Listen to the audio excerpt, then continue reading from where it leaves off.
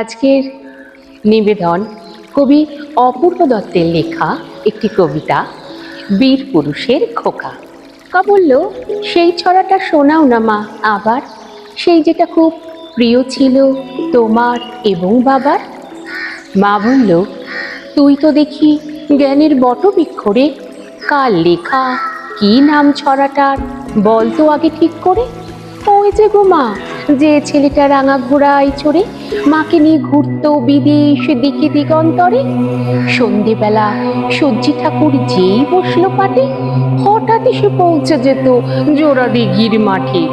মা গো, তুমি বলতে পারো জায়গাটা ঠিক কোথায়? সত্যি কি মা ভয় চলে যায় মরা নদীর সোতায়? আচ্ছা ধরো, তুমি যাচ্ছ পালকি চেপে একা, পথ ঘাট সব মনীষীহীন, পাখিরও নেই দেখা, গাছের মাথায় ঘনান্ধকার, দেখা যায় না ভালো। ভাবো, হঠাৎ দিঘির পাড়ে দেখতে পেলে আলো, আর তখনই শুনতে পেলে আরে রে রে রে রে, এক নিমেষেই 10-12টা ডাকাত এলো তেরে। ধরো তুমি সিটিয়ে ভয়ে পালকিরই এক কোণে, চুপটি বসে আমার কথা ভাবছো মনে মনে।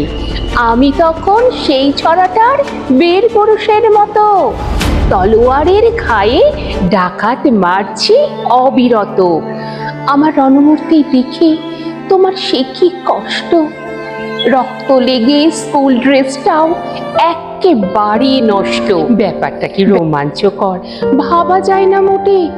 ভাগ্যে যদি এমন সুযোগ একবারটি জোটে, সবাইকে মা দেখিয়ে দেব 100 বছর পরেও রবি ঠাকুর বীর পুরুষ ঠিক আছে তোমার ঘরেও। ওই যা দেখো, বলে ফেললাম কোন ছড়া কার লেখা। দোষ কিছু নেই, সবই তো মা তোমার কাছে শেখা।